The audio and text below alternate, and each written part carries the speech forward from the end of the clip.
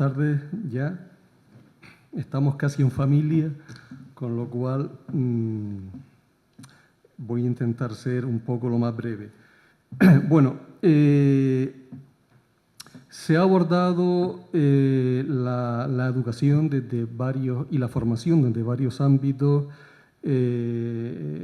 Manuel González lo analizó desde el punto de vista de la formación para el empleo y yo lo voy a abordar fundamentalmente desde el sistema educativo, que son dos ámbitos diferentes. Dice, el sistema educativo es la educación, fundamentalmente la educación reglada.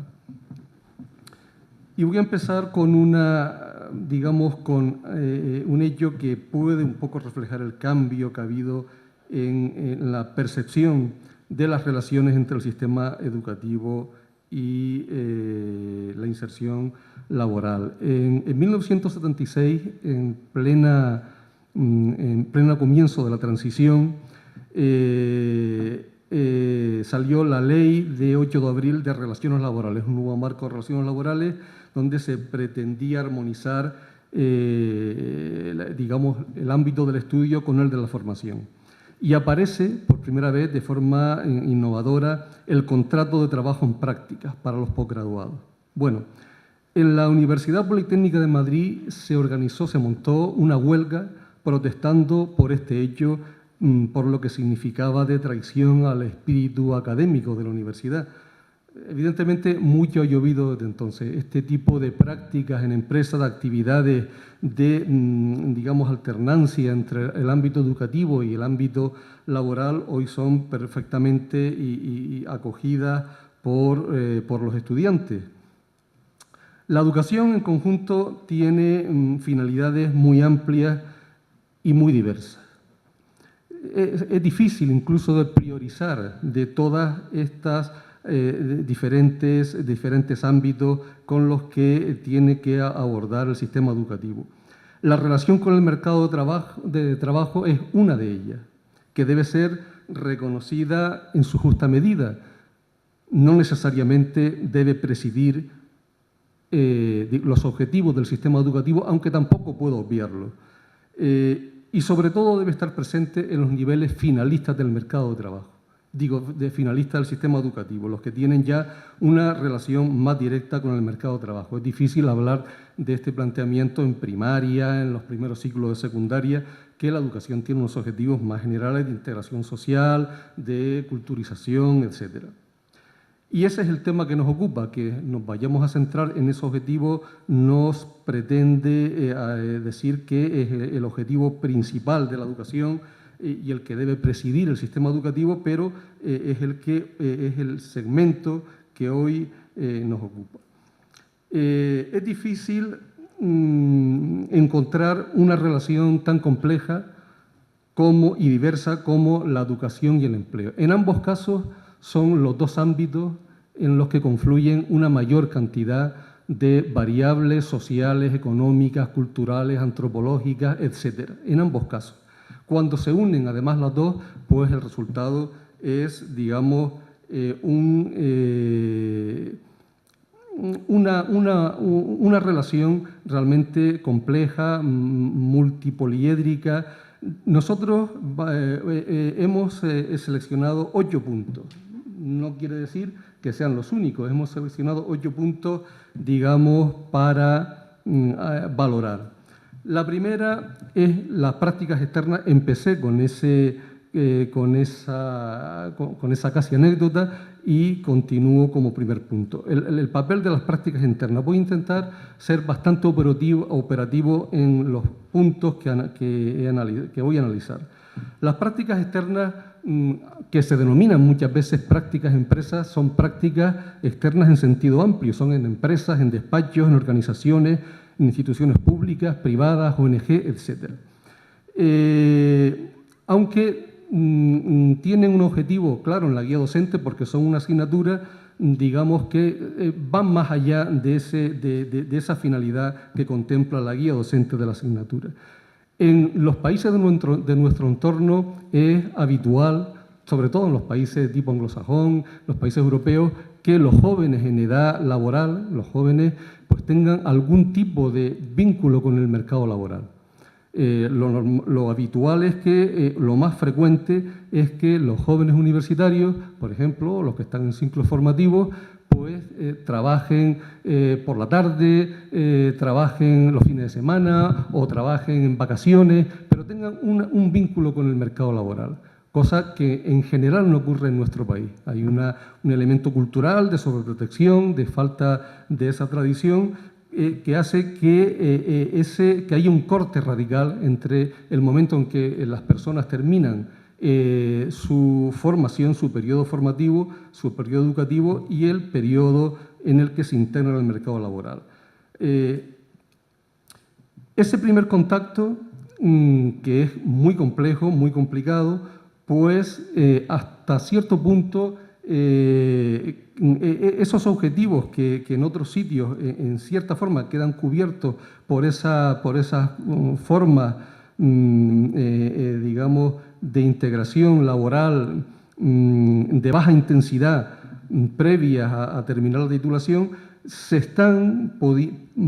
por lo menos se están resolviendo en parte con las prácticas externas. De ahí la importancia de las prácticas externas. Las prácticas internas suponen un primer contacto, con comportamientos, competencias profesionales vinculadas a la actividad laboral, con información real del mercado de trabajo, es decir, qué situación tienen las empresas, qué perfiles laborales más demandados, qué sectores generan empleos, qué alternativas al autoempleo, que proporcionan una red de contactos, se observan directamente las competencias más valoradas y las necesidades en la actividad laboral, es decir, posibilitan una orientación fundamental en la búsqueda futura del empleo. Incluso no solamente en la búsqueda futura del empleo, sino en ocasiones, aunque no es lo que se persigue, posibilitan ya un primer empleo. En la encuesta que hizo la ANECA en 2004 sobre empresas y titulados universitarios, uno de los principales elementos en el proceso de reclutamiento por parte de las organizaciones venía, digamos, vinculado a esas prácticas externas. Las prácticas externas suponen una gran complejidad, en la Universidad de La Laguna, por ejemplo, en 2015-16, con datos que me han proporcionado, estamos hablando de 5.469 alumnos. Participan 1.292 instituciones. Incluso hay un segmento de prácticas Erasmus, es decir, de alumnos extranjeros que hacen prácticas aquí. No solamente benefician al alumnado, que es lo que hemos planteado, también hay un beneficio para las empresas en la medida que esas personas que acaban de terminar pues, son capaces de llevar a las empresas muchos elementos novedosos, sobre todo en un tejido de micropyme. El beneficio o el éxito de estas prácticas externas dependen, por un lado, de la adecuada supervisión y gestión por la administración educativa y, por otro lado, de un compromiso por parte de las empresas. Desde este punto de vista, sí podría mejorarse este periodo de prácticas externas con una mayor implicación de los tutores académicos, que muchas veces son, digamos, una tutorización meramente administrativa, así como reforzando el papel de la orientación laboral, tanto en los referidos en los ciclos como en los referidos a la universidad, que es donde existen las prácticas externas. Por otro lado, es un elemento, quizá el principal elemento en que en el sistema educativo tiene contacto con el mundo empresarial, indirectamente a través de las prácticas externas. Digamos, esto se podría aprovechar como sugerencia para, a través de ese contacto con las empresas, obtener información de las empresas, información acerca de la valoración de los conocimientos, de las competencias, de los déficits, de sugerencias que hacen las empresas. Es decir, no solamente que hagan las prácticas, sino obtener información de un sitio hacia otro. Esto proporciona, porque ya esa red de relaciones está creada con un conjunto amplio del tejido empresarial. En esas prácticas hay que enmarcar el futuro proyecto de plan de empleo para la educación superior que está, digamos, planteado entre las dos universidades y el Gobierno de Canarias. El segundo punto es el compromiso por la empleabilidad desde el sistema educativo. En todos los marcos normativos actuales, en todas las leyes de educación, está presente y de forma muy significada el compromiso por la empleabilidad, la importancia del objetivo del sistema educativo como un elemento de empleabilidad. Pero es un objetivo reciente. Hasta hace poco, y un objetivo que hasta hace poco era dependiente exclusivamente de los ámbitos de las instancias de empleo, de las consejerías de trabajo. Este nuevo objetivo, digamos, se suma a otros objetivos que tiene el sistema educativo. Desde la Consejería de Educación, evidentemente, los principales problemas que tiene pues, son los que se han nombrado: el fracaso escolar, la integración escolar, el abandono, la conflictividad laboral. Esos son su día a día, con lo cual el objetivo de la empleabilidad no está dotado hoy por hoy adecuadamente de medios específicos, de instrumentos, de procesos de evaluación, de procesos de información. Y evidentemente no se pretende que sea un objetivo que eclipse al resto de los objetivos del sistema educativo, pero que esté adecuadamente canalizado e integrado en lo que es la consecución de la sociedad del conocimiento. Desde este punto de vista del compromiso por la empleabilidad, sí también se echa en falta una mayor coordinación entre los, digamos, los órganos o las instituciones educativas, universidad, consejería, etcétera, y los representantes o las instituciones de las políticas de empleo, que hasta ahora, en cierta forma, cada uno han ido por separado. Incluso en la Universidad de La Laguna, pues sería muy adecuado contar con una unidad, un centro de información y promoción, con un observatorio, como existe en otras universidades, de información acerca de estos temas de la empleabilidad y del mercado laboral. El tercero es la movilidad geográfica internacional de los titulados. En Canarias, la inserción laboral de los titulados presenta una especial dificultad. Digamos, con datos del Instituto Nacional de Estadística, tomando como referencia los titulados que se titularon en el curso 2009-2010 y su situación posterior en 2015, la tasa de empleo era de un 70%, era la menor de las comunidades autónomas en tasa de empleo de los titulados. A eso se le añade un elemento de sobrecualificación percibida por los propios, hay muchas formas de medir la sobrecualificación, en este caso era la percibida por los propios titulados. El 31% consideraba que su puesto de trabajo no se ajusta a su nivel formativo, es decir, da un panorama de especiales dificultades en relación con otras comunidades autónomas, como es el desempleo también en Canarias, mayor que en otras comunidades autónomas. Sin embargo, es la comunidad autónoma que en menor medida, junto con Baleares, que en menor medida sus titulados salen fuera a trabajar fuera de esa comunidad autónoma de origen. Es decir, se observa una escasísima movilidad espacial. Evidentemente, esta movilidad espacial, cuando es forzada, no es adecuada, no es el objetivo a perseguir, ni tiene sentido estar titulando personas para que vayan a trabajar fuera.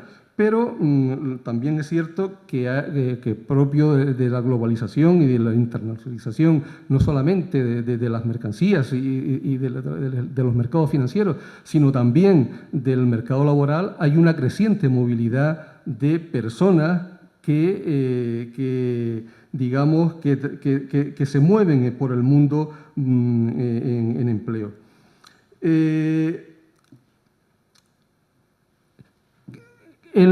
Esa escasa movilidad que se da en Canarias, todo hace pensar cuando digamos, comparte con Baleares esa escasa movilidad, que hay factores culturales, factores geográficos que limitan. Por eso sugerimos, o podría ser una idea, el buscar mecanismos de información y de apoyo a las personas que puedan trabajar fuera de Canarias, que contrarresten esas inercias culturales y geográficas que hacen, ya digo, que pese a la dificultad de inserción laboral, sea la comunidad autónoma junto con Baleares donde en menor medida se da esa movilidad. El cuarto punto hace referencia a los contenidos, metodologías y estructuras docentes. Se reprocha habitualmente al sistema educativo su excesiva carga teórica. Lo cierto es que esa parte teórica, las personas, los profesionales la reciben únicamente, prácticamente únicamente o fundamentalmente en un primer periodo, que es el periodo formativo. Después lo que hacen es formarse en su puesto de trabajo, que tiene otros componentes. Es decir, que esa carga teórica tampoco es que sobre. Ahora, lo que sí podíamos plantear es el potenciar lo que son los aspectos instrumentales, el potenciar los aspectos instrumentales que permitan la aplicabilidad. El partir de metodologías docentes inductivas, es decir, que partan de una realidad para llegar a unas conclusiones y no al revés. Eso por un lado. Este punto tiene varias opciones. En segundo lugar, hay una creciente complejidad y cambio en las relaciones sociales, en los sistemas productivos. Las personas cambian de empleo a lo largo de la vida activa. Es cada vez más necesario un reciclaje profesional. Personas cuya actividad profesional no se corresponde a lo que han estudiado, esto ya es normal. Esto hay que asumirlo como algo, además, creciente. Lo que hace que al sistema educativo se le requieran nuevos aspectos que suelen agruparse bajo esa rúbrica amplia de competencias. El sistema educativo anterior se basaba en la transmisión de conocimiento. Ahora, a esa transmisión de conocimientos, que no es que sobren, pues se le añaden estas cuestiones que se suelen agrupar para ese complejo de competencias que son muy variadas y ya han salido en las intervenciones anteriores. Y son muchos los estudios sobre el mercado de trabajo cuando se le preguntan a los empleadores o cuando se cuestiona por su inserción laboral, que ponen de manifiesto más que déficit en conocimiento, más los déficits en estas competencias, como habilidades de tipo genérico, trabajo en equipo, competencias emprendedoras, preparación para la formación permanente, posicionamiento creativo, iniciativa, comunicación oral, etc. Estas competencias no solamente son útiles en un mundo laboral cambiante, complejo, con el que nos enfrentamos, son útiles también para la inserción social. También el mundo en el que vivimos políticamente, culturalmente, socialmente, etcétera, es cada vez más complejo, más cambiante, y este tipo de competencias no solamente tienen una dimensión laboral, sino tienen una dimensión mucho más amplia. Desde este punto de vista se plantea la necesaria formación del profesorado en cómo enseñar en cómo cómo gestionar un sistema educativo que hasta hace poco se basaba en la transmisión de conocimientos y ahora tiene que asumir por lo menos la creación o el desarrollo de esas competencias de formación del profesorado en este tipo de aspectos. Y sí quiero poner de manifiesto el problema que supone, por temas financieros, la ralentización de la renovación de la plantilla del profesorado en enseñanza universitaria y no universitaria, porque precisamente es el profesorado más joven el más receptivo a esta nueva dinámica. El profesorado con más edad, digamos que le cuesta más asumir este cambio. Una ralentización en lo que es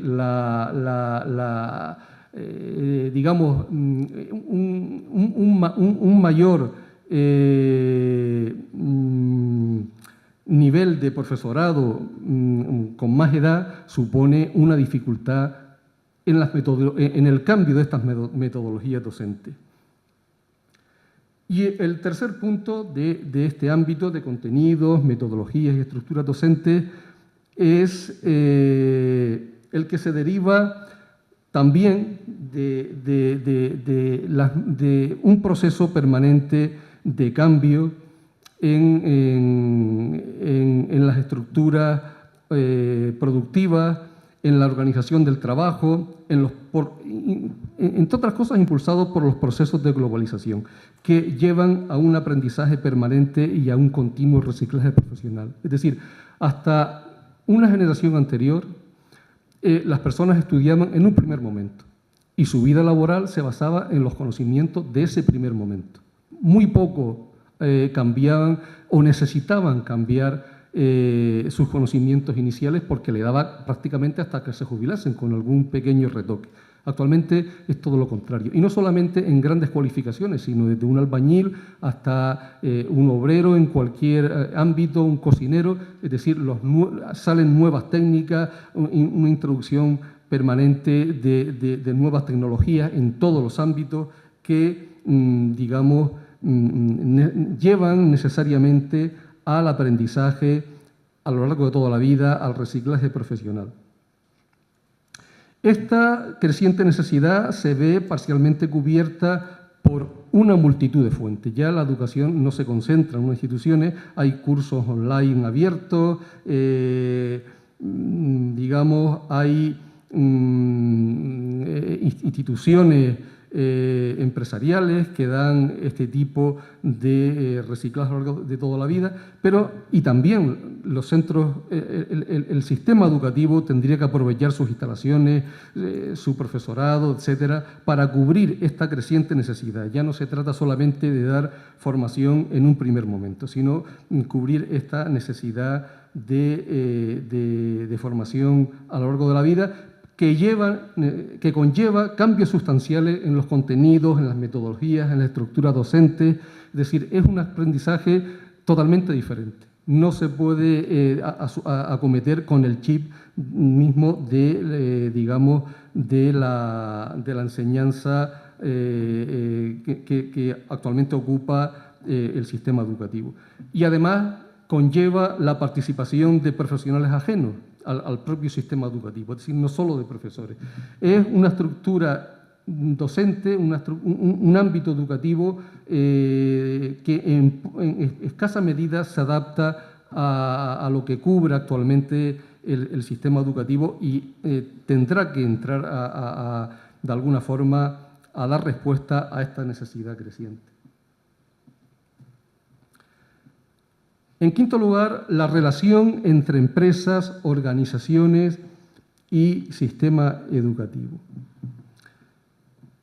No solamente empresas, sino organizaciones en el sentido más amplio. Realmente estamos hablando de sistemas diferentes, con ritmos diferentes de cambio. El sistema productivo tiene una velocidad de cambio día a día, las organizaciones también, el sistema educativo inevitablemente por sus fines, por sus estructuras, por su regulación es más lento, pero cuando se analiza esa relación, lo que sí se pone de manifiesto es que los ámbitos de diálogo, de conexión entre el mundo empresarial y el resto de las organizaciones, por un lado, y el sistema educativo son escasos y son puntuales. La Fundación General, las fundaciones de las universidades, digamos, cubren parcialmente esa función, pero sí se echan en falta mecanismos regulares de diálogo, de colaboración, de información mutua en sistema educativo y productivo que no se reúnan de forma puntual, como es hasta la fecha, cuando hay alguna actividad o algún objetivo, no, sino que digamos, regularmente haya un mecanismo de colaboración, de información mutua. A ver, voy a ir un poco más rápido. Sistema educativo como impulsor de la transformación económica y social. Normalmente nosotros enseñamos gran parte de las veces a los alumnos a hacer lo mejor posible lo que ya se hace. Es decir, hay una serie de actividades laborales, hay una serie de actividades, digamos, sociales, productivas, que conocemos y intentamos que lo hagan lo mejor posible. El planteamiento es de en qué medida estos alumnos y el propio sistema educativo es capaz no solamente de responder, sino de modificar esa estructura social, cultural, productiva. Es decir, en qué medida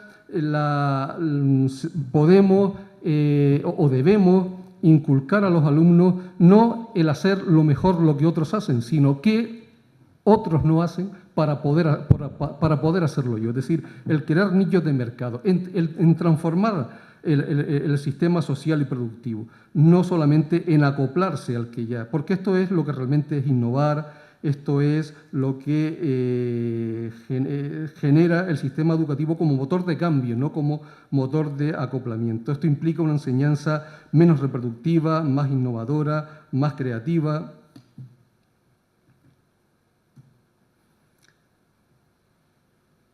Otro punto viene derivado de considerar el sistema educativo, potenciar, digamos, la continuidad de los alumnos entre los diferentes niveles educativos. Uno de los problemas, bueno, en todo el mundo los sistemas educativos se están reconvirtiendo en sistemas que posibiliten, promuevan que las personas no se queden en etapas intermedias, sino puedan de alguna forma continuar. Digamos que sí se observa una escasa interrelación y fragmentación entre las diferentes etapas de los niveles educativos. Por ejemplo, entre los ciclos formativos de la universidad tendría que haber un flujo mucho más digamos, de tránsito en esos dos niveles que posibiliten que de los ciclos se pueda continuar en la universidad. Por ejemplo, hay que decir que los ciclos formativos superiores, que es enseñanza superior, aunque no universitaria, surgen en 1990 y las tablas de correspondencia de las universidades para, digamos, homologar asignaturas o bloques de asignaturas y facilitar esa continuidad. En la Universidad de Las Palmas de Gran Canaria se aprobó en 2015 y en la Universidad de La Laguna recientemente en el 2016, cuando los ciclos están presentes desde 1990. Y por último, lo que seguramente es la caracterización más importante de España y de Canarias en relación al contexto europeo, es el déficit de la población adulta, entendiendo por población adulta 25-64 años. Canarias, dentro de ese marco de déficit que tiene España, destaca. Es decir, en este segmento educacional, en el 2013, el 20% no superaba la primera etapa de educación secundaria. No es que la secundaria obligatoria, sino la primera etapa. No es casualidad que Canarias sea la comunidad autónoma con mayor número de alumnos por 10.000 habitantes en educación de adultos de carácter formal y educación a distancia. Una cosa es consecuencia de la otra. Hay un déficit enorme de la población adulta que genera una demanda de formación para ese segmento de edad. Esto responde, evidentemente, a un déficit histórico de la tasa de analfabetismo que han tenido determinadas comunidades autónomas. Y si bien la respuesta está en parte en la formación profesional para el empleo, en los certificados de profesionalidad, sí hay que intentar por lo menos que se acceda por lo menos a un nivel de educación reglada básica, porque esto actúa como señal. Es decir, cuando alguien va a buscar empleo y no puede acreditar ni siquiera un nivel muy básico de formación, esto está reflejando algo más que lo que sabe hacer o no sabe hacer. Está reflejando déficits personales que muchas veces dificultan la inserción laboral. Y no solamente eso, la propensión al aprendizaje y reciclaje a lo largo de la vida, que ya hablamos antes, que es algo que está presente no solamente en los niveles altos profesionales, sino en todos los niveles, tiene mucho que ver con el aprendizaje inicial de las personas, hasta dónde han llegado. Las personas que tienen un déficit de formación inicial tienen mucha menos propensión al aprendizaje permanente. ¿Por qué? Porque la educación es un entrenamiento, en definitiva es lo que se llama ahora aprender a aprender. Alguien que haya abandonado muy tempranamente el sistema educativo tiene mucho más rechazo a seguir formándose a lo largo de la vida, sea cual sea su nivel profesional. La necesidad de Canarias de abordar de forma, digamos, diferencial a este colectivo de personas adultas lleva también una serie de problemáticas porque son estrategias muy diferentes a las del sistema educativo reglado. Son personas adultas, muchas están trabajando, con dificultades de acoplarse a un aula, con, digamos, reticencias también de acoplarse a un proceso escolar tradicional y que dificulta esta integración educativa, pero no por ello menos necesaria. Bueno, he ido un poco rápido con ello. Lo que he querido mostrar son 8 puntos en los cuales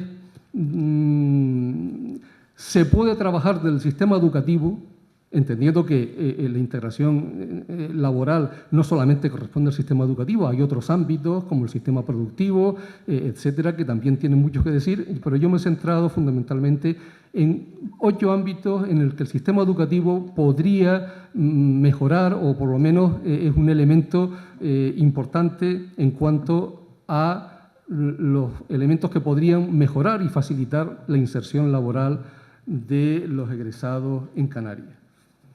Muchas gracias.